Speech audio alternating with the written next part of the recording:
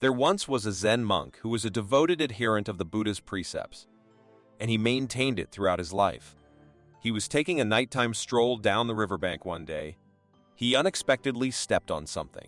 Since he was on the side of the river and it made a shrieking sound, he assumed that it was an egg-bearing frog because Buddhism forbids taking the life of any living thing. This, therefore, caused him great pain, and he began to feel guilty.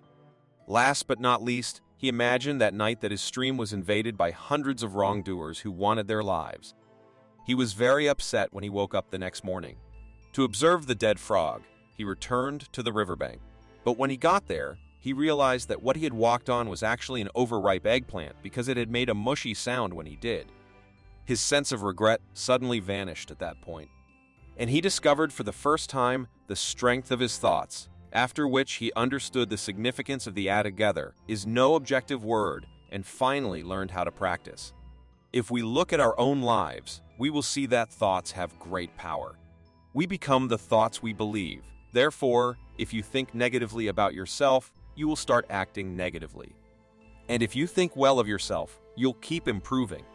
We create the world with our thoughts, since everything that makes us who we are is the outcome of our thoughts. As we think that the world is a web of overthinking, it starts to seem that way to us.